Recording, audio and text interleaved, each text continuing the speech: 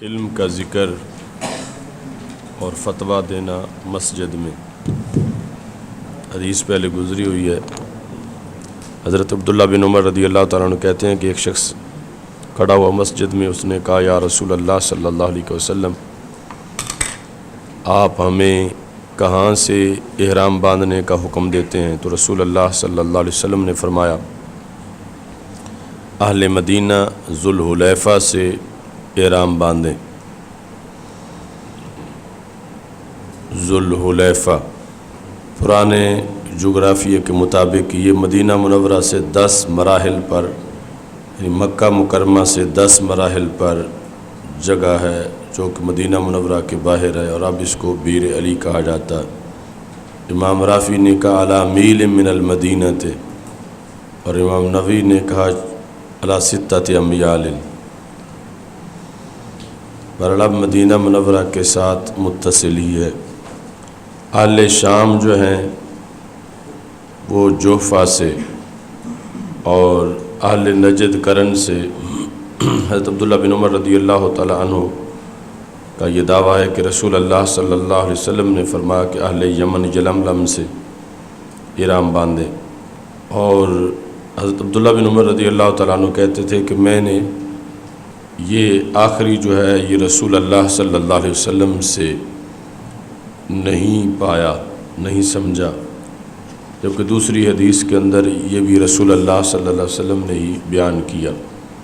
جس نے سائل کو جواب دیا اس کے سوال سے زیادہ، تو یہ بھی رسول اللہ صلی اللہ علیہ وسلم کے اسلوب سے ثابت ہے کہ سوال سے زائد جواب دے دینا اس کی بہتری کے لیے۔ حضرت عبداللہ بن عمر رضی اللہ تعالیٰ عنہ نبی اکرم صلی اللہ علیہ وسلم سے روایت کرتے ہیں کہ ایک شخص نے رسول اللہ صلی اللہ علیہ وسلم سے سوال کیا کہ محرم کیا چیز پہنے؟ تو فرمایا کہ قمیص نہ پہنے، امامہ نہ پہنے، شلوار نہ پہنے، ٹوپی نہ پہنے، وہ کپڑا کے ڈسکو ورس، یعنی وہ بوٹی جس سے سرخ رنگ کپڑے پہ چڑھ جاتا ہے یا زعفران نے چھوا ہوا ہو، تو ایسا کپڑا نہ پہنے، اور اگر جوتے نہ پائے تو موزے پہن لے، لیکن ان کو ٹخنوں کے نیچے سے کاٹ لے تاکہ ٹخنے یعنی ننگے رہیں۔ اچھا، عمدۃ القاری کے اندر جو حدیث ہے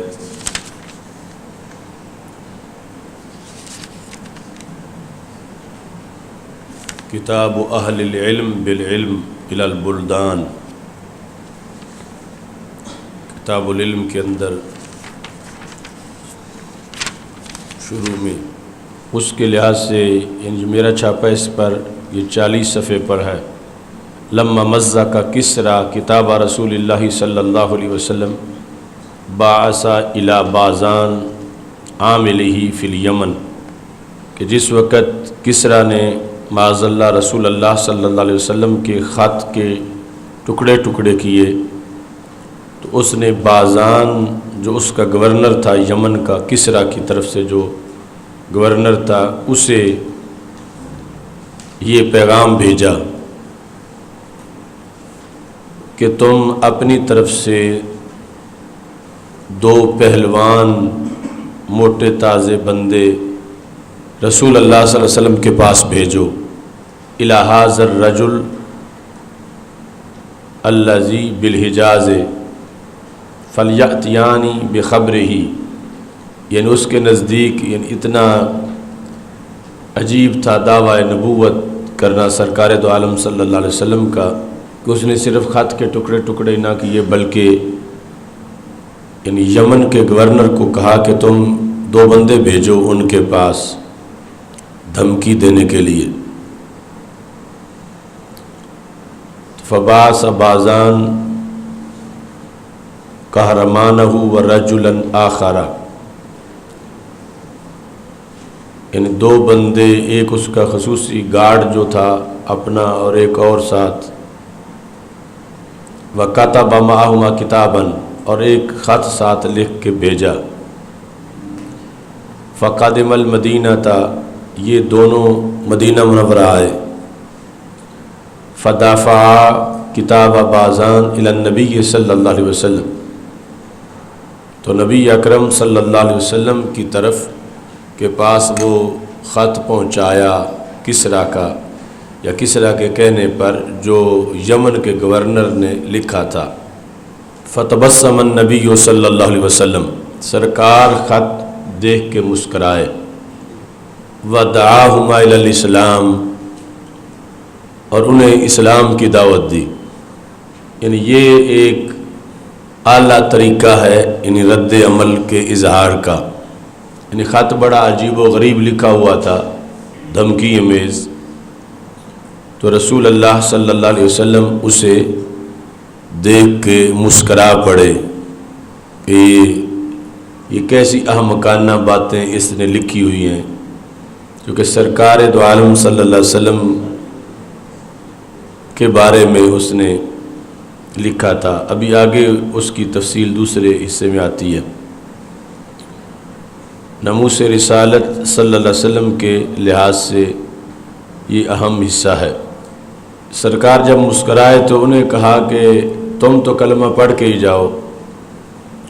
تو فرائصہ ما ترعدو ان کے پہلو کانپ رہے تھے، یعنی رسول اللہ صلی اللہ علیہ وسلم کے جلال کی وجہ سے. یہ سمجھتے تھے کہ ہم جو خط لائے ہیں وہ تو گستاخانہ خط تھا اور اب ہم ان کے قابو آ گئے ہیں. تو نبی اکرم صلی اللہ علیہ وسلم نے انہیں کچھ نہ کہا. فرمایا ابلغا صاحبکما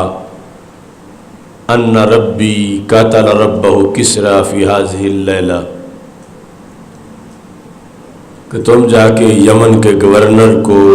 بات بتا دو کہ اس نے میری شہادت کے بارے میں لکھا ہے. تو میرا رب یمن کے گورنر کے رب کو جس کا اس نے کلمہ پڑھا ہوا ہے یعنی کسریٰ فلاں تاریخ کو قتل کر دے گا. ابلغا صاحبکما ان ربی قتل ربہ یعنی اس کے دعوے کے مطابق جو اس کا رب ہے، میرا رب اس کے رب کو یعنی کسریٰ کو قتل کرے گا. فی ہذہ اللیلہ رات کا نام معین کیا کہ فلاں رات کو ل7 ساعات مدت منہا اس رات کی 7 ساعتیں گزر چکی ہوں گی اور میرا رب جو ہے وہ اس کے رب کو قتل کر دے گا. 7 مہینہ بھی بتایا من جمادی الاولی اور تاریخ بھی بتائی ل10 مدینہ یعنی 10 جمادی اولی لیلۃ الثلاثاء منگل کی رات. تو سب کچھ معین کر دیا ایسا ہوگا. سنۃ 7 یہ 7 ہجری کا رسول اللہ صلی اللہ علیہ وسلم نے جو جمادی اولی تھا اس کی تاریخ معین کی.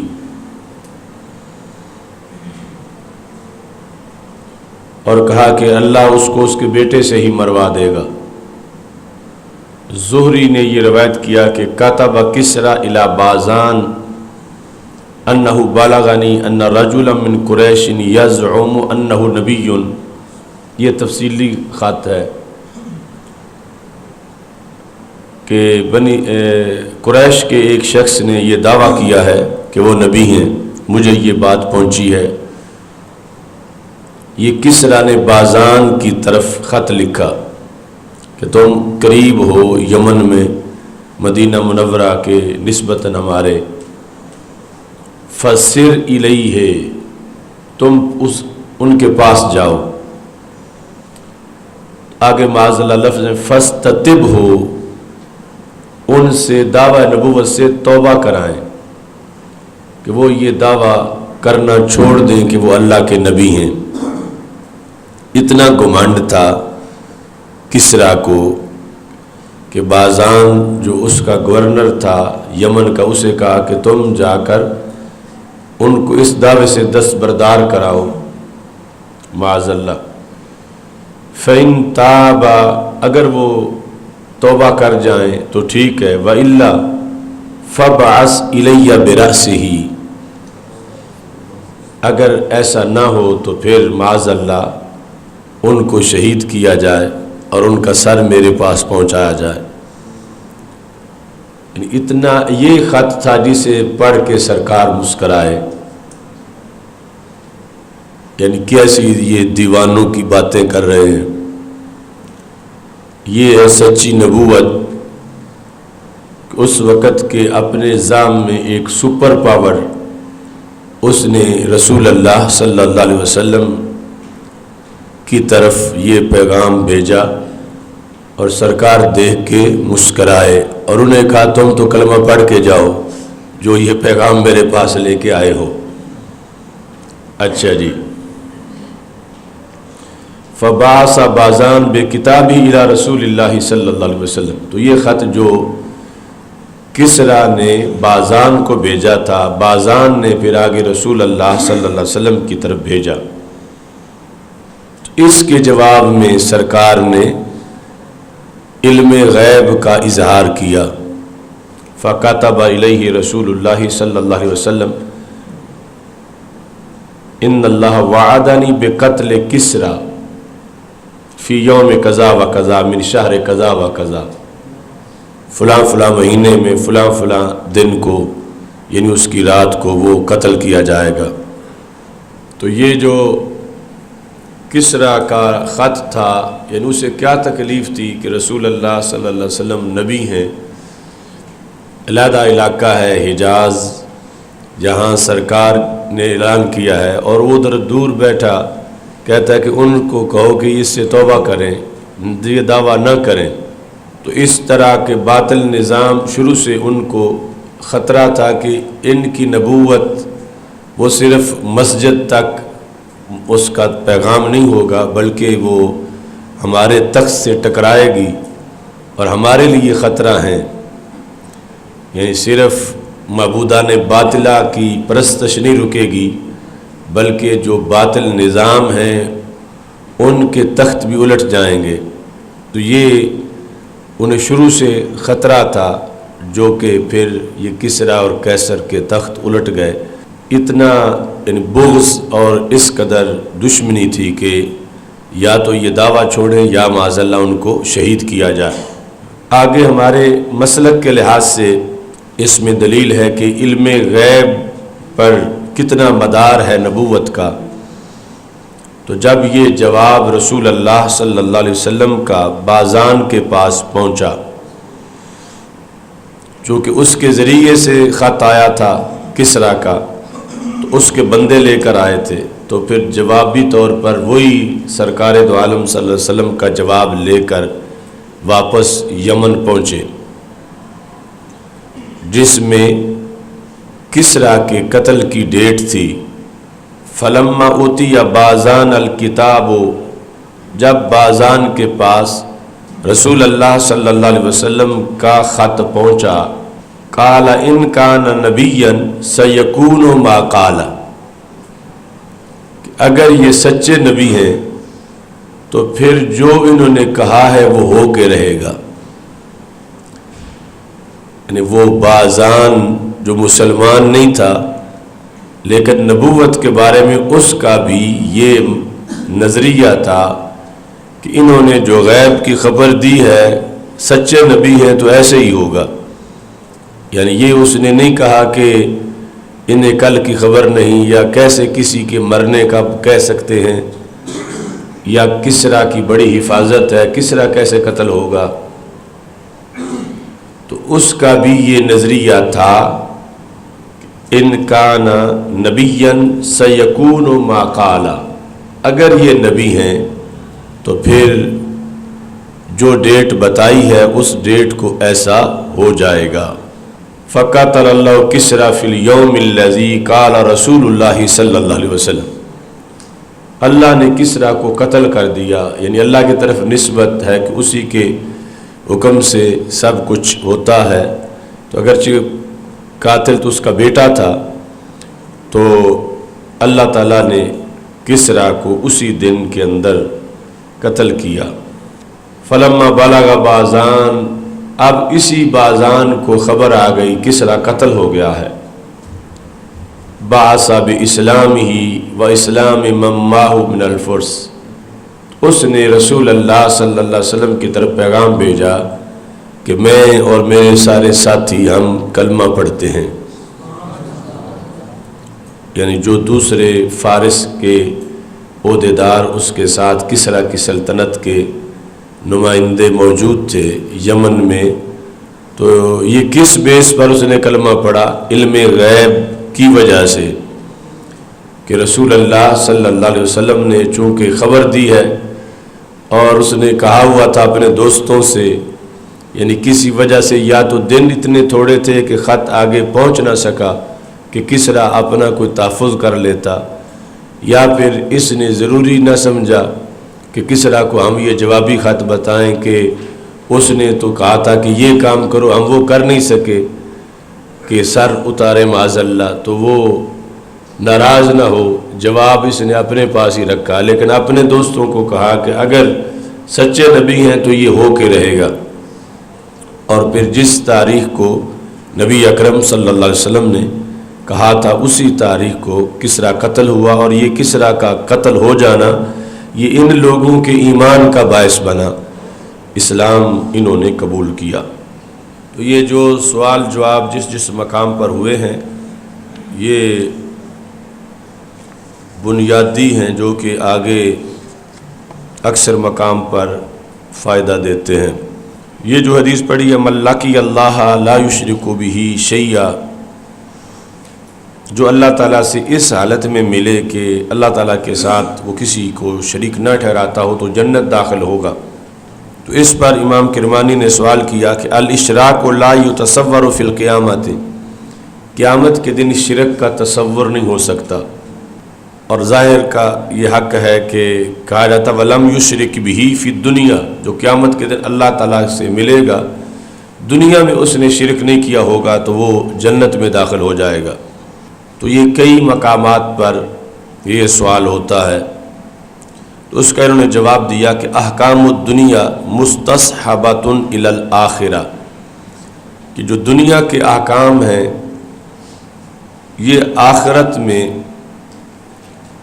انسان کے ساتھ ہوں گے۔ اگر انتقال کے وقت دنیا میں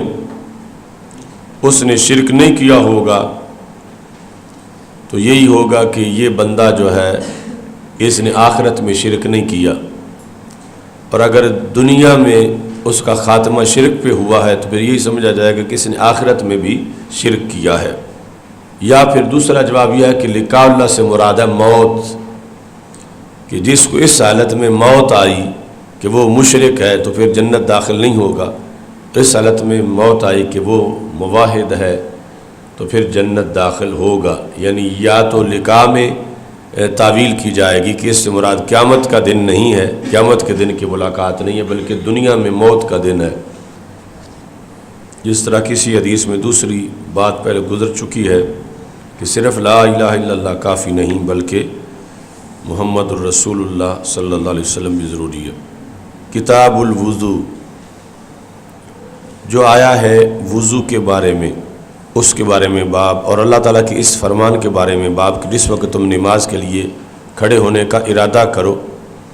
تو چہروں کو دھو لو۔ یعنی یہ نہیں ہے کہ جب تکبیر اقامت صلاۃ ہو جائے اور تم اٹھ کے کھڑے ہو تو پھر وضو کرنے چلے جاؤ۔ اذا قمتم الی الصلاۃ فاغسلوا وجوہکم، تو یہ ہے کہ اذا اردتم القیام الی الصلاۃ، جب نماز کی طرف تم کھڑے ہونے کا ارادہ کرو، فاغسلوا وجوہکم، تو یہ جمع کے مقابلے میں ہے۔ ایسا نہیں ہے کہ سارے مل کے ایک کا چہرہ دھو پھر سارے مل کے دوسرے کا چہرہ دھو لو کہ جمع کا صیغہ ہے، تو فاغسلوا وجوہکم، وجوہ جمع ہے تو جمع کے مقابلے میں وہ تقسیم احاد علی الاحاد ہوتی ہے کہ ایک ایک اپنا اپنا چہرہ دھو لو۔ فاغسلوا وجوہکم وایدیکم، اپنے اپنے چہرے اور اپنے اپنے ہاتھ دھو لو کونیوں سمیت۔ یہ جس طرح کانت جاء القوم وراکبوا دوابہم، قوم آئی وراکبوا دوابہم اور اپنی اپنی سواری پہ بیٹھ گئے، یہ نہیں ہے کہ سارے مل کے ایک سواری پہ بیٹھ گئے۔ تو جمع کے مقابلے میں ہو تو ایک جو ہے وہ ایک کے مقابلے میں تقسیم ہو جاتا ہے، ایک واحد یا ایک مجموعہ، یعنی اگر سواریاں ایسی ہیں جس میں دو بندے بیٹھتے ہیں، چار بندے بیٹھتے ہیں تو اپنی اپنی سواریوں پر بیٹھ گئے۔ حضرت امام بخاری رحمۃ اللہ علیہ کہتے ہیں کہ نبی اکرم صلی اللہ علیہ وسلم نے بیان کیا کہ وضو کا فرض ایک بار دھونا ہے، اور نبی اکرم صلی اللہ علیہ وسلم نے دو بار بھی وضو کیا، یعنی دھویا اعضاء کو، اور تین بار بھی دھویا، اور 3 پر زائد نہیں کیا۔ اہل علم نے اس میں اسراف کو مکروہ سمجھا اور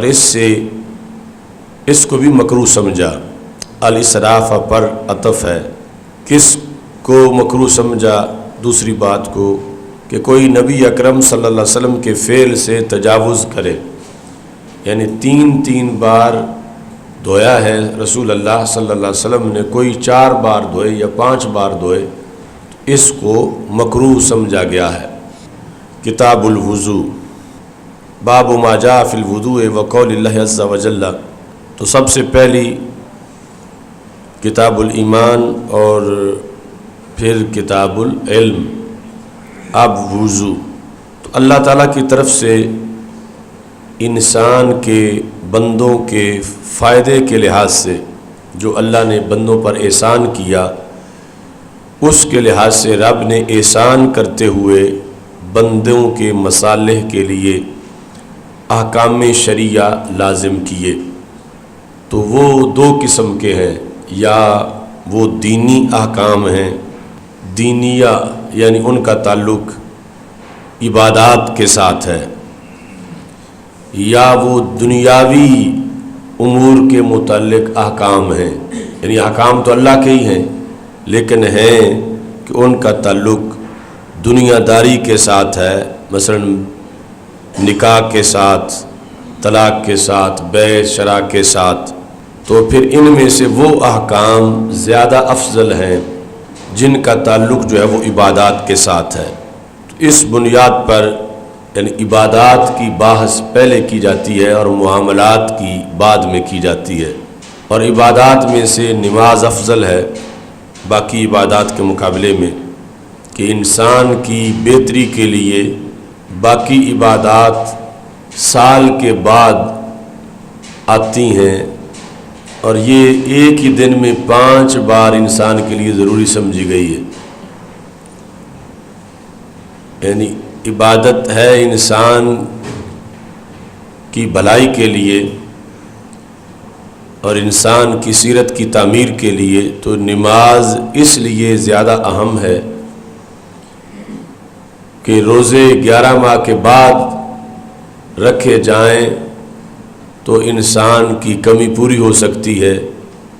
زکوٰۃ سال کے بعد دی جائے تو انسان کی سیرت کی تعمیر ہو سکتی ہے، لیکن نماز اتنی ضروری ہے کہ دن میں 5 مرتبہ یہ انسان کے لیے نہ ہو تو انسان ادھورا رہ جاتا ہے۔ تو اس انسان کی انسانیت کی تعمیر کے لیے 5 بار حاضری اللہ کے دربار میں ضروری ہے۔ تو جو سال سے پہلے، مہینے سے پہلے، ہفتے سے پہلے ایک ہی دن کے اندر 5 بار رکھی گئی ہے انسان کی احتیاج کے لیے، تو پھر یہ زیادہ اہم ہے باقی کے مقابلے میں۔ اس بنیاد پر نماز جو ہے وہ مقدم ہے، اور پھر نماز وضو پہ موقوف ہے، تو اس واسطے کتاب الوضو کو باقی جو نماز کی کتابیں ان پر مقدم کیا گیا ہے۔ یعنی شرعی طور پر نماز بندوں پہ بوجھ کے لیے نہیں رکھی گئی، یعنی نماز بندوں کی ضرورت کے لیے رکھی گئی ہے کہ بندے اپنے انسانیت کی بھلائی کے لیے کہ ہم کامل انسان بنیں، اس کے محتاج ہیں کہ ہم نماز پڑھیں تو پھر ہماری انسانیت جو ہے وہ کامل ہوگی۔ اس بنیاد پر اللہ تعالیٰ نے ان پر مہربانی کرتے ہوئے ان کو ان کی کمی پوری کرنے والی چیز دی ہے، جو کہ دن میں 5 مرتبہ ان کی کمی کو دور کرنے کے لیے رکھی گئی ہے۔ یعنی اس انسان کو اس کا شوق ہونا چاہیے اور شکر کرنا چاہیے کہ ہمارے لیے 1 مرتبہ نہیں 5 مرتبہ ہماری بھلائی کے لیے ہمیں یہ موقع اللہ تعالیٰ کی طرف سے دیا جا رہا ہے، جو اس کی طرف سے مہربانی ہے۔ لا تقبل صلاۃ بغیر طہور، نماز قبول نہیں کی جاتی بغیر وضو کے۔ حضرت ابو ہریرہ رضی اللہ تعالیٰ عنہ کہتے ہیں کہ رسول اللہ صلی اللہ علیہ وسلم نے ارشاد فرمایا ہے کہ وہ بندہ جو بے وضو ہو گیا اس کی نماز قبول نہیں ہوگی یہاں تک کہ وہ وضو کرے۔ تو حضرہ موت کا ایک بندہ تھا، تو اس نے کہا حدث کیا ہے اے ابو ہریرہ؟ تو انہوں نے کہا کہ وہ فسا ہے یا درات ہے۔ تو یہ دونوں اس بات میں مشترک ہیں کہ وہ ہوا جو کہ دبر سے نکلے، فسا اور درات اس کو کہا جاتا ہے۔ فسا وہ ہے جو آواز کے بغیر نکلے اور درات وہ ہے جو آواز کے ساتھ نکلے۔ تو اس سے یعنی جو ایک بڑا سبب تھا حدث کا وہ حضرت ابو ہریرہ رضی اللہ تعالی عنہ نے بیان کیا۔ اس واسطے یعنی کہ یہاں اعتراض پیدا ہوتا ہے کہ صرف یہی تو حدث نہیں، حدث تو اور چیزیں بھی ہیں۔ تو ابن بطال کہتے ہیں کہ انہوں نے بعض حدث یعنی حدث کی صورت بیان کی، چونکہ سوال اصل میں تھا کہ نماز میں حدث کیسے ہوتا ہے، تو اس کے اندر جو حدث کی اکثر صورت ہے وہ بیان کی گئی۔ تو ہر نماز اس کے لیے ضروری ہے وضو۔ ایسے ہی طواف بھی وضو کے بغیر جائز نہیں کہ اسے بھی نبی اکرم صلی اللہ علیہ وسلم نے صلاۃ کہا ہے۔ ہاں اس کے اندر کلام مباح ہے۔ تو یہ جو لفظ قبولیت آیا ہے کہ نماز قبول نہیں ہوگی اس بندے کی جو بے وضو ہے یہاں تک کہ وضو کر لے، تو اللہ کے ہاں نماز کا قبول ہونا یعنی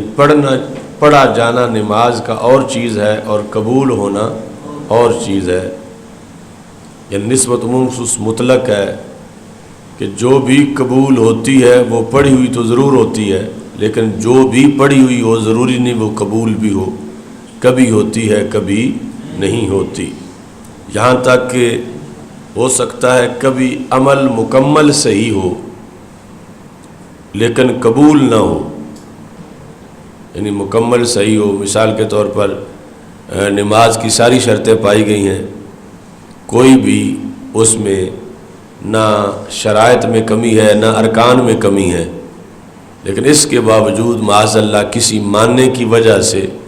وہ قبول نہ ہو۔ مثال کے طور پر رسول اللہ صلی اللہ علیہ وسلم نے فرمایا کہ من اتی عرافا لم تقبل له صلاۃ، کہ جو جادوگر کے پاس گیا اس کی نماز قبول نہیں ہوگی۔ تو اب مطلب یہ ہے کہ اس نے پڑھی تو صحیح ہے، یعنی بے وضو نہیں پڑھی، پلید کپڑوں میں نہیں پڑھی، ساری شرطیں اس کی پائی گئی ہیں،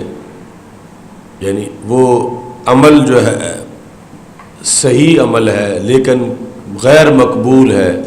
ماننے کی وجہ سے، چونکہ وہ جادوگر کے پاس گیا ہے، اس وجہ سے نماز کی قبولیت روک دی گئی ہے کہ اس کی صحیح پڑھی ہوئی نماز کا بھی اسے ثواب نہیں ملے گا۔ یا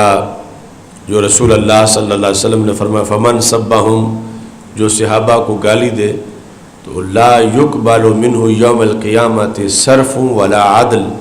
تو قیامت کے دن اس کا نہ فرض قبول ہوگا نہ نفل قبول ہوگا۔ تو مطلب یہ کہ فرض ویسے تو اس لائق ہے کہ وہ قبول کیا جائے کہ نفل فرض کہ شرطیں ساری پائی گئی ہیں، لیکن ماننے آ گیا ہے کہ اس نے صحابہ رضی اللہ تعالیٰ عنہم یا اہل بیت رضی اللہ تعالیٰ عنہم میں سے کسی کے بارے میں ایسا لفظ بولا تھا، تو وہ درمیان میں رکاوٹ بن گیا ہے کہ صحیح عمل بھی قبول نہیں ہو رہا۔ اس واسطے یعنی ضروری نہیں کہ ہر صحیح عمل قبول ہو جائے، کبھی قبول ہوگا کبھی قبول نہیں ہوگا۔ تو یہ انسان کے لیے بہت بڑی نقصان دہ چیز ہے کہ عمل صحیح بھی ہو اور قبول نہ ہو، یعنی ساری شرطیں پائی جائیں لیکن کوئی معاذ اللہ درمیان میں رکاوٹ آ جائے۔ اس واسطے امام ابن حجر نے بعض اسلاف کا یہ قول لکھا کہ لَأَن تُقْبَلَ لِي صَلَاةٌ وَاحِدَةٌ احب الیہ من جمیع الدنیا، کہ میری ایک نماز بھی اللہ کے دربار میں قبول ہو جائے تو میرے نزدیک پوری دنیا سے یہ زیادہ پسندیدہ چیز ہے کہ ایک نماز قبول ہو جائے۔ اتنا بڑا اللہ کے ہاں قبولیت کا درجہ ہے۔ اس واسطے یعنی نماز جو ہے اس میں باہوش ہونا ضروری ہے نماز پڑھتے وقت، کہ یہ جو حدث ہے اس کا ادراک یا احساس اسے تبھی ہوگا جب باہوش ہوگا۔ یعنی اگر اسے ہوش ہی نہیں اور اس کی آواز نکل جائے اور وضو ٹوٹ چکا ہو اور نماز قبول ہونا تو دور کی بات ہے صحیح نہ ہو، یعنی پہلے تو صحیح ہوگی تو پھر آگے درجہ ہے کہ قبول ہو۔ اس واسطے یعنی اسلام کے اندر یہ ہے کہ بندہ باہوش ہو اور اپنے آپ سے باخبر ہو، اگرچہ خشوع خضوع کی وجہ سے اور سارا توجہ اللہ کی طرف کرنے کی وجہ سے ارد گرد سے منقطع ہو جائے، لیکن سب توجہ رب کی طرف کرتے ہوئے بھی اپنی ہوش اسے ہو کہ میں نے اب رکوع کرنا ہے یا سجدہ کرنا ہے، تو مدہوش نہ ہو۔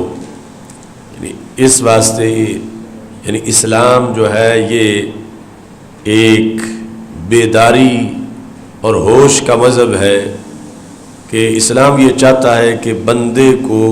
یہ پتہ ہو کہ اس وقت ٹائم کیا ہے۔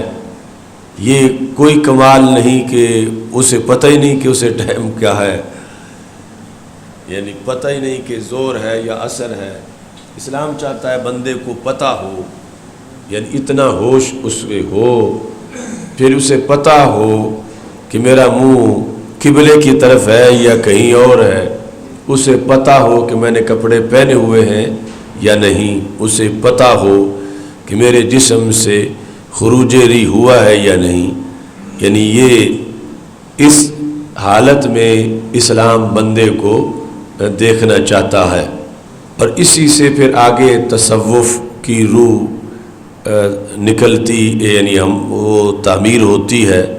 اور انسان اس طرف پہنچتا ہے۔ یعنی اس میں تصوف نہیں کہ یہ سالانہ غسل کرتے ہیں یا انہیں 3-4 دن پتہ ہی نہیں چلتا کہ سورج طلوع ہوا ہے یا نہیں۔ تو اس طرح یعنی اسلام کی خصوصیات یہ ہے کہ یہ ماحول سے بندے کو منسلک رکھتا ہے کہ ہوش حواس اس کے اس طرح حاضر رہیں، اور اس وجہ سے یعنی اسلام قبول کیا ہو تو بندہ چھپ نہیں سکتا کسی معاشرے میں، چونکہ وضو کرے گا نماز پڑھے گا تو پتہ چلے گا کہ یہ بندہ جو ہے مسلمان ہے۔ جس طرح آپ نے پیچھے وہ پڑھ لیا ہے منذر اور منقذ کا واقعہ کہ حضرت منقذ جو ہیں جب گئے مدینہ منورہ سے تو گھر جا کے نماز پڑھنے کی وجہ سے گھر کے اندر اگرچہ پڑھی لیکن بیوی کو تشویش ہوئی کہ انہیں کیا ہو گیا ہے کہ یہ ہاتھ پاؤں دھوتے ہیں اور کھڑے ہو جاتے ہیں اور پھر جھک جاتے ہیں۔ تو اس طرح یعنی ان کے اسلام پر معاشرے کے مطلع ہونے کا سبب گھر میں پڑھی ان کی نماز بنی۔ وضو کی فضیلت، حضرت نعیم بن مجمر کہتے ہیں کہ میں حضرت ابو ہریرہ رضی اللہ تعالیٰ عنہ کے ساتھ چڑھا مسجد کی چھت پر، تو انہوں نے وضو کیا اور فرمایا کہ میں نے نبی اکرم صلی اللہ علیہ وسلم کو یہ فرماتے سنا ہے، ان امتی یدعون یوم القیامت غرم محجلین، کہ میری امت کی خصوصیات میں سے ایک خصوصیت یہ ہے کہ قیامت کے دن ان کو غر محجل کہا جائے گا، یا انہیں بلایا جائے گا اس حالت میں کہ یہ غر محجل ہوں گے، یعنی حالت ان کی غر محجل والی ہوگی۔ کس وجہ سے؟ وضو کے آثار کی وجہ سے، وضو کی نشانی کی وجہ سے۔ تو دعا بمعنی ندا ہے یا دعا بمعنی تسمیہ ہے، یعنی دو ترجمے ہیں کہ قیامت کے دن دعا بمعنی تسمیہ ہو تو پھر یہ ہوگا قیامت کے دن میری امت کا نام رکھا جائے گا غر محجل، اور اگر دعا بمعنی ندا ہو تو یہ ہے کہ قیامت کے دن جس وقت اللہ کی طرف سے آواز آئے گی یا فرشتے ان کو بلائیں گے تو یہ اس حالت میں ہوں گے کہ ان کے چہرے بھی چمک رہے ہوں گے، ہاتھ بھی چمک رہے ہوں گے، پاؤں بھی چمک رہے ہوں گے، اس حالت میں ان کو بلایا جائے گا۔ یہ کیوں چمکیں گے؟ وضو کے اثر کی وجہ سے، یعنی دنیا میں جو انہوں نے وضو کیا ہوگا اس وضو کی وجہ سے اعضائے وضو جو ہیں وہ قیامت کے دن چمکیں گے۔ تو غر جو ہے یہ اغر کی جمع ہے، اور اغر جو ہے وہ ہے ذو غرہ، اور غرہ کیا ہے؟ ماتھے کے اندر، گھوڑے کے ماتھے پر جو درہم سے زائد جگہ پہ سفیدی ہوتی ہے اس کو غر کہتے ہیں، اور اس سفیدی والے کو اغر کہتے ہیں۔ اچھا جی، یعنی اس کو غرہ کہتے ہیں اور اس سفیدی والے کو اغر کہتے ہیں، اور پھر اغر سے جمع ہے غر۔ محجل، تحجیل جو ہے یہ ہے قدموں کی سفیدی، یعنی گھوڑے کے قدموں کی سفیدی۔ آگے پھر چاروں ٹانگوں پر ہو سفیدی تو وہ محجل اربع ہے، اگر دو پر ہو تو محجل رجلین ہے۔ تو قیامت کے دن یعنی یہ ان کے ہاتھ پاؤں بھی چمکیں گے اور ان کا چہرہ بھی چمکے گا۔ تو نبی اکرم صلی اللہ علیہ وسلم نے فرمایا کہ جو یہ طاقت رکھتا ہے کہ اپنے غرہ کو لمبا کرے تو وہ کیا کرے؟ وہ کوشش کرے غرہ کو لمبا کرے۔ مطلب یہ ہے کہ وہ ٹھوڑی کے نیچے بھی پانی پہنچائے اور ایک اپنا کان سے دوسرے کان تک بھی پانی پہنچائے، یعنی صرف یہاں ہی اس کی سفیدی نہ رہے بلکہ ساری اس کی سفیدی ہو جائے، اسے یہ کرنا چاہیے۔ اب سوال پیدا ہوتا ہے کہ پیچھے تو دو چیزوں کا ذکر ہے، ایک ہے غر اور دوسرا ہے محجل، اور آگے یطیلہ میں صرف غرہ کا ذکر ہے، غرہ کا ہی ذکر ہے نا۔ فَمَنِ اسْتَطَاعَ مِنْكُمْ أَنْ يُطِيلَ غُرَّتَهُ فَلْيَفْعَلْ، کہ جو تم میں سے اپنے غرہ کو لمبا کر سکتا ہے تو وہ لمبا کرے۔ اس کا یہ جواب ہے کہ یہ چونکہ غرہ کی تطویل جو ہے یہی ہاتھوں اور پاؤں کی تطویل پر دلالت کر رہی ہے کہ وہ صرف ہاتھ نہ دھوئے بلکہ کونیوں سمیت دھوئے، اور قدم جو ہے وہ ٹخنوں تک دھوئے، تو اس پر بھی اس کی بھی دلالت موجود ہے۔ اب یہ ہے خصوصیت امت مصطفیٰ صلی اللہ علیہ وسلم۔ ظاہر ہے کہ باقی امتیں بھی اپنے اپنے وقت میں وضو کرتی ہوں گی، لیکن ان کا وضو صرف دنیا تک رہ جائے گا، یعنی اس کا اثر اگرچہ اس کی عوض میں انہیں ثواب ملے گا، لیکن قیامت کے دن ان کے بدن پر کوئی نشانی ہو اس طرح کی یہ نہیں ہوگی، کیونکہ رسول اللہ صلی اللہ علیہ وسلم نے فرمایا انتم الغر المحجلون، تم ہی صرف غر محجل ہوگے۔ تو اگر یعنی یہ اس وقت فرمایا کہ جب صحابہ نے پوچھا یا رسول اللہ صلی اللہ علیہ وسلم قیامت کے دن اتنے کثیر لوگ ہوں گے تو آپ ہمیں کیسے پہچانو گے؟ تو آپ نے فرمایا تم ہی تو غر محجل ہوں گے، تو جس کا چہرہ چمک رہا ہوگا، ہاتھ پاؤں چمک رہے ہوں گے تو میں پہچان جاؤں گا کہ میرا امتی ہے۔ تو اس بنیاد پر یعنی یہ کتنی واضح برتری ہے، امتیاز ہے کہ اپنے اپنے زمانے میں وضو انہوں نے بھی کیا جس طرح کا ان کا تھا، لیکن ان کا صرف یہ دنیا کے اندر اس کا اثر رہا، اور اس امت کے وضو کا اثر بھی جو ہے وہ قیامت تک پہنچا۔ اور اس وقت روشنی کہ جب اندھیرے چھا جائیں گے تو چونکہ کچھ مقامات اندھیروں کے ہوں گے تو ان کا نور جو ہے وہ چمکے گا، اور اس طرح پورے میدان معاشر میں یہ صورتحال ہوگی۔ دوسرا یہ ٹولہ یہ غیر الہامی دینوں والا یا جو نصارہ یہود جو ہیں، اب کتنا کوئی شیمپو صابن استعمال کرے انگریز جو ہیں وہ بار بار، لیکن وہ صرف کھال کو دھو رہے ہیں اور مومن نامہ اعمال کو دھو رہا ہے۔ یعنی اگرچہ صرف پانی استعمال کرے اور کوئی صابن بھی نہ ہو، کس وجہ سے؟ وضو کی برکت کی وجہ سے، جو حدیث شریف میں آگے آ رہا ہے کہ یہ تو ناخنوں کے نیچے سے گناہ نکال کے لے جاتا وضو، اور پلکوں سے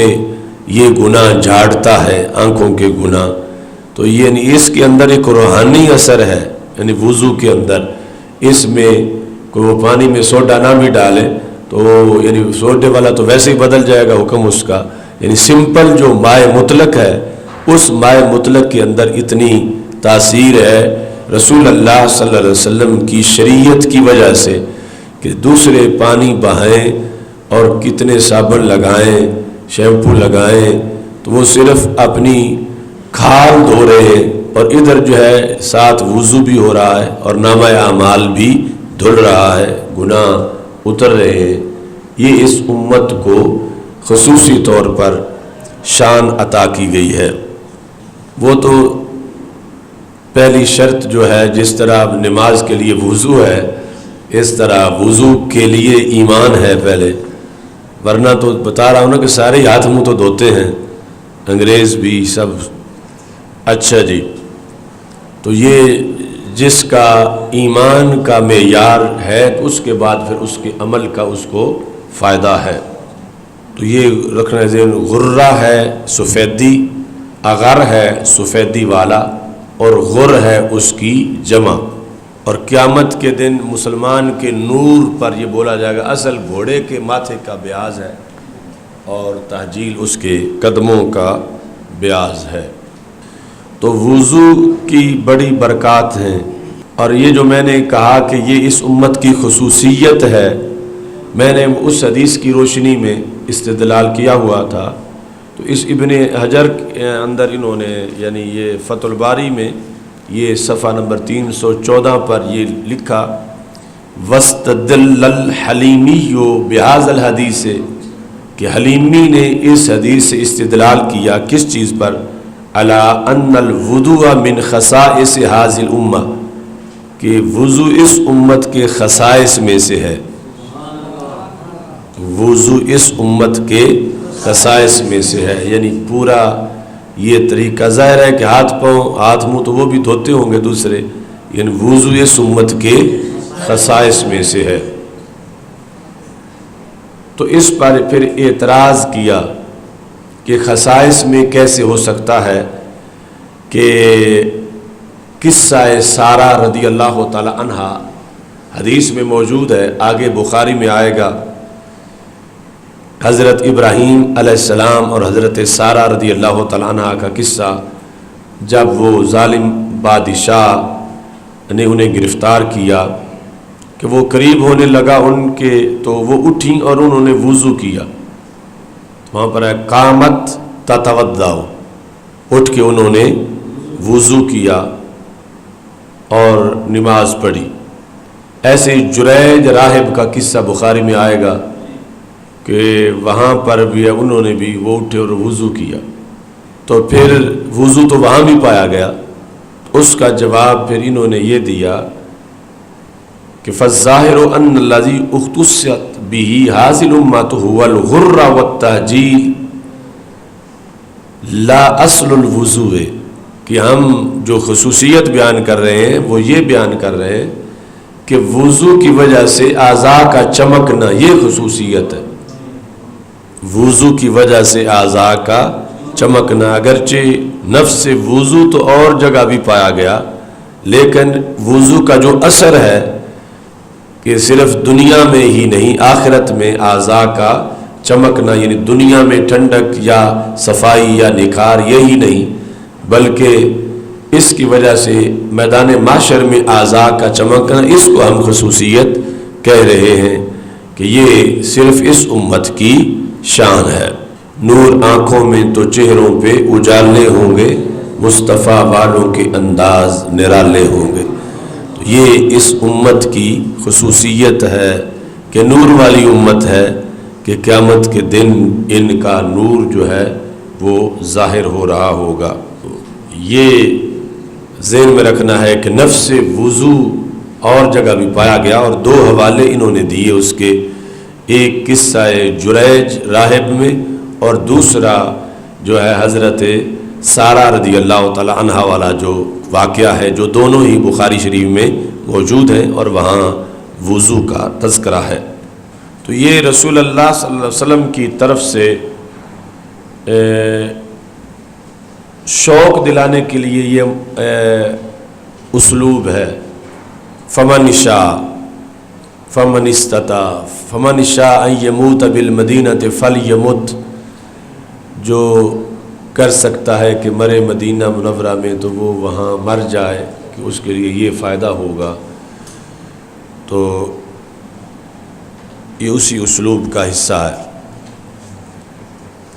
اس کے بعد یہ ہے کہ شک کی وجہ سے وضو نہ کیا جائے یہاں تک کہ اس کو یقین ہو جائے، حتی یستیقن، اور یہ بھی حدیث بڑی احتیاط کا سبق دیتی ہے۔ یعنی ایسا نہیں کہ یہ مظہر فریدی جو ہے ویسے دبائے رکھے نمازیں کہ ابھی تو یقین ہی نہیں ہوا وضو ٹوٹنے کا، کوئی یقین ہوگا تو پھر جو ہے وہ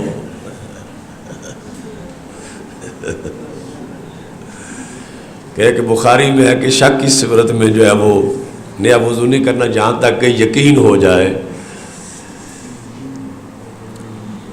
تو حضرت عباد بن تمیم اپنے چچا سے روایت کرتے ہیں کہ انہوں نے رسول اللہ صلی اللہ علیہ وسلم کے پاس شکایت، وہ کہتے ہیں کہ رسول اللہ صلی اللہ علیہ وسلم کے پاس شکایت کی ایک بندے نے، الذی یخیل الیہ، جسے یہ لگتا تھا کہ وہ نماز میں کوئی چیز پا رہا ہے، یعنی ایسا لگا کہ جیسے وضو ٹوٹ گیا ہے۔ تو رسول اللہ صلی اللہ علیہ وسلم نے فرمایا کہ لا ینفتل، یا فرمایا لا ینصرف، کہ وہ نہ پھرے حتی یسمع صوتاً او یجد ریحاً، یا تو آواز سن لے یا پھر بدبو محسوس کر لے، یا ہوا کا نکلنا وہ پائے، وہ نہ پھرے۔ یجد ریحاً، کہ ہوا نکلی ہے دبر سے، اور امام شافعی رحمۃ اللہ علیہ کے نزدیک قبل سے بھی۔ اور یہاں بھی پھر سوال پیدا ہوتا ہے کہ اور بھی تو چیزیں ہیں کہ جس سے وضو ٹوٹ سکتا ہے حالت نماز میں، مثلا خون نکل جائے۔ تو یہ یعنی جو اکثر صورتحال تھی اس کا رسول اللہ صلی اللہ علیہ وسلم نے ذکر کیا، لا ینفاتل، وہ نہ پھرے۔ دوسری حدیث اس طرح ہے کہ رسول اللہ صلی اللہ علیہ وسلم نے ارشاد فرمایا، اذا واجد احدکم فی بطنہ شیئا، جب تم میں سے کوئی بندہ اپنے پیٹ میں گڑبڑ پائے، فاشکل علیہ اخرج منہ شیء ام لا، اب اسے سمجھ نہیں آ رہی کہ پیٹ سے کوئی چیز نکلی ہے یا نہیں، یعنی ہوا، فلا یخرجن من المسجد حتی یسمع صوتا او یجد ریحا، اس وقت تک مسجد سے نہ نکلے، یعنی وضو کرنے کے لیے۔ تو علماء نے کہا کہ شک جو ہے وہ یقین کو زائل نہیں کرتا، تو یہ جس کی طبیعت وامی ہو اس کے لحاظ سے یہ ایسے کہا گیا کہ کچھ بھی ہو تو وہ سمجھے کہ میرا وضو ٹوٹ گیا ہوگا۔ جس طرح کہ ایک طرف یہ کہا گیا کہ کوئی سواری پہ بھی آ جائے تو اس کو دے دو مانگنے والے کو، اور دوسری طرف کہا گیا قیامت کے دن اس کے چہرے پہ گوشت نہیں ہوگا جو اللہ کے نام پہ مانگتا ہے۔ تو دونوں طرف کے لیے ہے کہ مانگنے والا کوشش کرے کہ وہ ایسا نہ کرے، لیکن دینے والا جو ہے وہ مانگنے والا اگرچہ سواری پر بھی آ جائے تو پھر بھی اس کو دے دے۔ تو یہاں بھی اس کے درمیان والا راستہ ہے کہ ایسا کوئی شخص کہ جو معمولی اس کے پیٹ میں ہوا کوئی چلتی ہے تو وہ نماز توڑ کے کھڑا ہو جائے، ایسا نہ کرے۔ اور دوسری طرف جو ہے وہ احتیاط اس میں ہے کہ جس وقت اسے اس چیز میں شک ہے کہ ہوا جو ہے وہ نکلی ہے اس کے اندر، یعنی وہ جو کہ لوگوں کی نماز کا مسئلہ ہے، تو وہ احتیاط کے پہلو کو پیش نظر رکھے۔ یہ شوافع سے پوچھنا چاہیے کہ ان کے تو باقی جو ہے یہ یعنی بعض اوقات بندے کو محسوس ہوتا ہے کہ اس کا یعنی قطرہ نکلا ہے اور نکلا نہیں ہوتا، تو یہ صورت اسی سے ہے کہ وہ خروج ری ہوا ہے، لیکن احناف کے نزدیک یہ قبل والی صورت جو ہے اس سے نہیں ٹوٹتا، یعنی خروج ری کا انکار نہیں کرتے احناف، لیکن اس پر حکم کا انکار کرتے ہیں کہ اس سے وضو نہیں ٹوٹتا۔ تخفیف فی الوضو، وہ جو ہے وہ اگر یعنی 5 منٹ بھی اس کو نہیں ملتے افاقے کے تو پھر اس کو معذور شرعی قرار دیا جائے گا، اور ایک بار وضو کرے گا تو ایک وقت کی نماز پڑھ لے گا۔ لیکن اگر افاقہ کچھ ہوتا ہے تو پھر اسے اس افاقے کے اندر ہی پڑھنے کا حکم ہے۔ تخفیف فی الوضو، تو عبداللہ بن عباس رضی اللہ تعالیٰ عنہ کہتے ہیں کہ نبی اکرم صلی اللہ علیہ وسلم سوئے حتی نفخ، یعنی یہ ہمیں محسوس ہوا کہ سرکار صلی اللہ علیہ وسلم آرام فرما رہے ہیں سانس کی آواز کی وجہ سے، پھر نماز پڑھی۔ اور کبھی حضرت عبداللہ بن عباس رضی اللہ تعالیٰ عنہ کہتے تھے کہ رسول اللہ صلی اللہ علیہ وسلم لیٹے، یعنی نامہ کی جگہ اضطجاع ہے، یہاں تک کہ سونے کی آواز آئی، پھر کھڑے ہوئے نماز پڑھی۔ پھر علی بن عبداللہ کہتے ہیں کہ ہمیں سفیان کبھی تو یعنی انہوں نے کئی مرتبہ عمر عن قریب عن ابن عباس سے یہ روایت ہمیں بتائی ہے کہ حضرت عبداللہ بن عباس رضی اللہ تعالیٰ عنہ کہتے ہیں کہ میں نے رات گزاری اپنی خالہ میمونہ رضی اللہ تعالیٰ عنہا کے گھر ایک رات۔ تو نبی اکرم صلی اللہ علیہ وسلم رات کو اٹھے، جب رات کا فقام النبی صلی اللہ علیہ وسلم من اللیل، سرکار نے قیام کیا، یعنی اس گھر ٹھہرے۔ جب رات کا بعض گزر چکا تو سرکار صلی اللہ علیہ وسلم اٹھے اور آپ نے وضو کیا مشکیزے سے جو لٹکایا گیا تھا، ہلکا وضو۔ تو حضرت عمر اس کو تخفیف کر رہے تھے اور تقلیل کر رہے تھے لوگوں کو سمجھانے کے لیے، یعنی اس سے مراد ہے کہ ایک ایک بار پانی ڈالنا۔ وقامہ، کھڑے ہوئے اور نماز پڑھی۔ تو میں نے وضو کیا اس طرح جس طرح رسول اللہ صلی اللہ علیہ وسلم نے وضو کیا، پھر میں آ گیا اور میں رسول اللہ صلی اللہ علیہ وسلم کی دائیں جانب کی دوسری طرف کھڑا ہو گیا۔ اور کبھی سفیان کہتے تھے ان شمال ہی، یعنی یساری کی جگہ، تو رسول اللہ صلی اللہ علیہ وسلم مجھے پھیرتے تھے اور مجھے اپنے دائیں جانب کرتے تھے، اور پھر نماز پڑھی وہ جو اللہ تعالیٰ نے چاہا، پھر لیٹے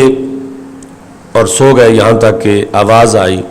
سانس کی، پھر منادی آیا اور اس نے رسول اللہ صلی اللہ علیہ وسلم کو نماز کے بارے میں بتایا، یعنی نماز جماعت کھڑی ہونے والی ہے، یعنی نماز کا ٹائم ہو گیا ہے۔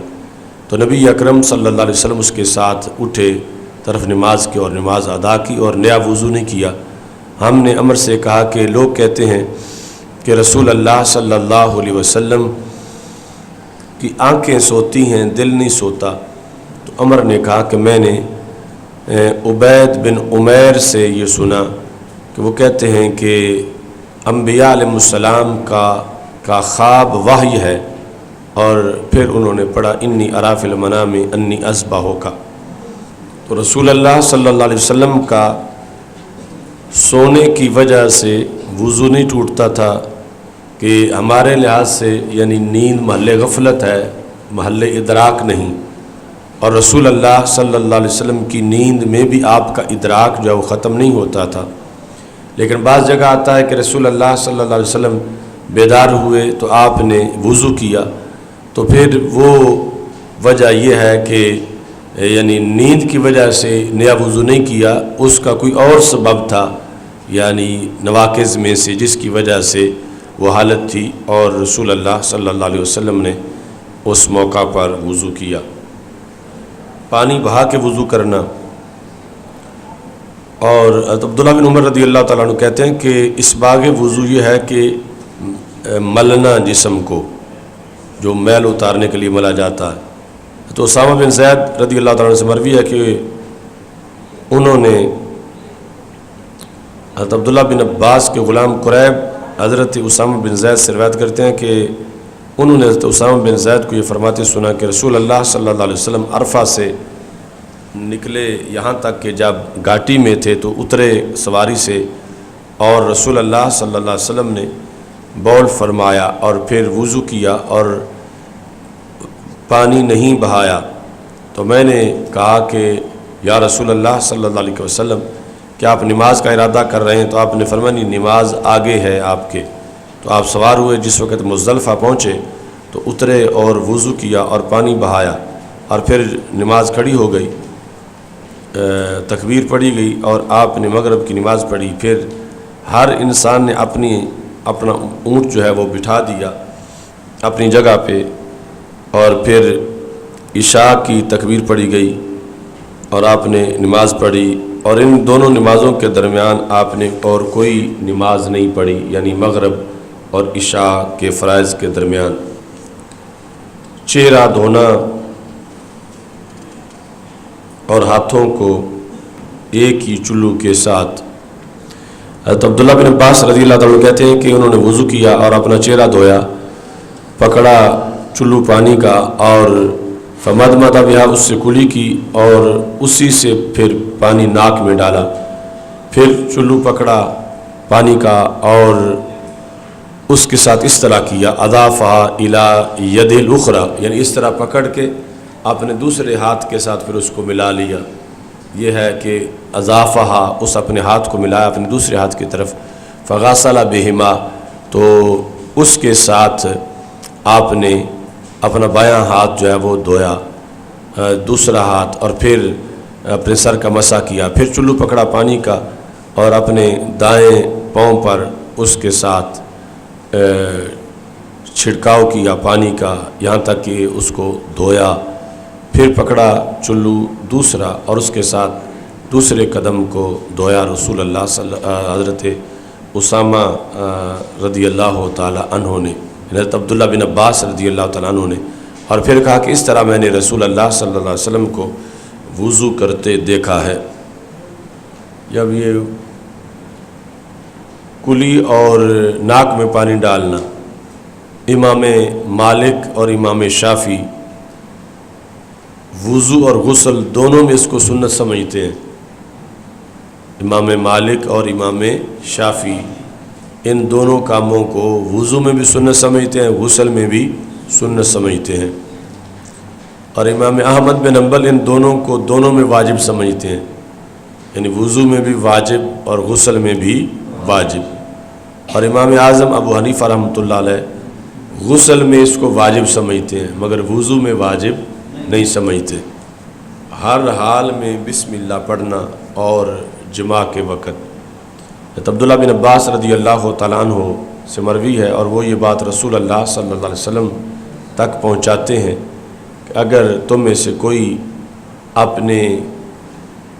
بیوی کے پاس آئے اور کہے بسم اللہ، تو یعنی لفظ اہل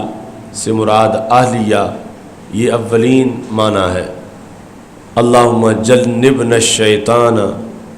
اے اللہ ہمیں شیطان سے بچا، وجنب الشیطان، اور اسے بھی شیطان سے بچا، ما رزقتنا، جو تو ہمیں رزق دے، یعنی جو اولاد پیدا ہو۔ فقضی بینہما ولد، اگر ان دونوں کے درمیان بچے کا فیصلہ ہوا، لم یضرہ، تو اس ولد کو پھر شیطان نقصان نہیں دے سکے گا، یعنی اس ذکر کی برکت سے جو بتایا گیا بسم اللہ، اللہم جنبنا الشیطان وجنب الشیطان ما رزقتنا، اس بنیاد پر یعنی ان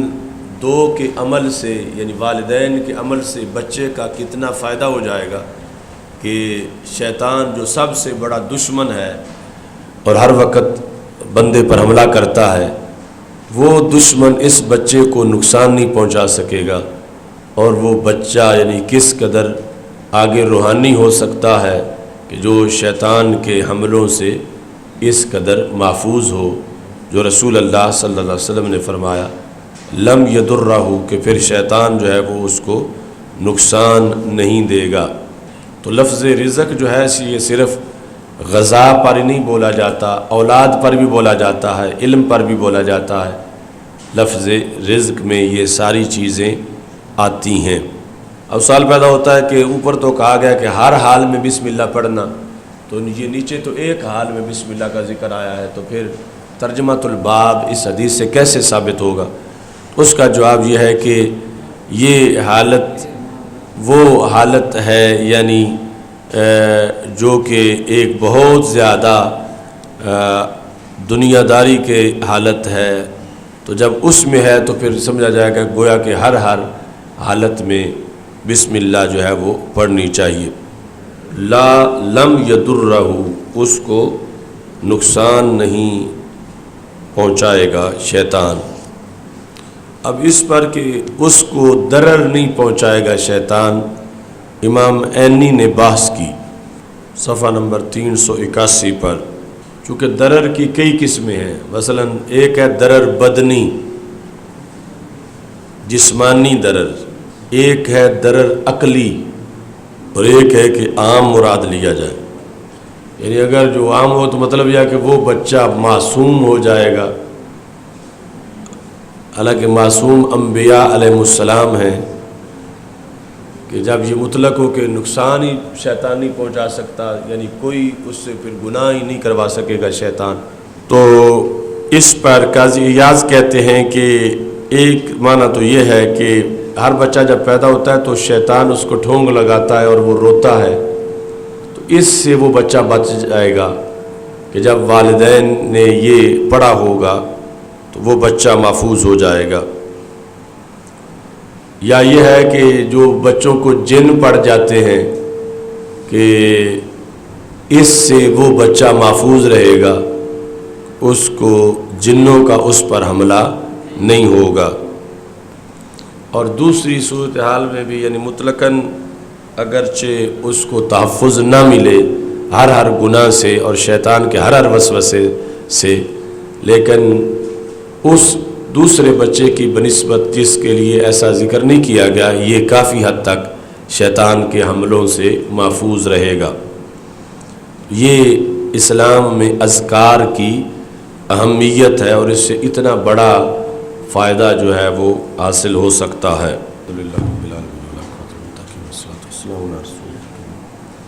اللہم احفظنا بالاسلام قائمین واحفظنا بالاسلام قائدین واحفظنا بالاسلام راکدین ولا تشمت بنا الأعداء والحاسدین یا اللہ محمد ارشد صاحب کے بھائی کو شفا کاملہ عاجلہ عطا فرما، سب کے حال پہ رحم فرما۔ اللہم ارنا الحق حقا وارزقنا اتباعہ وارنا الباطل باطلا وارزقنا اجتنابہ۔ صلی اللہ تعالی علی حبیب سیدنا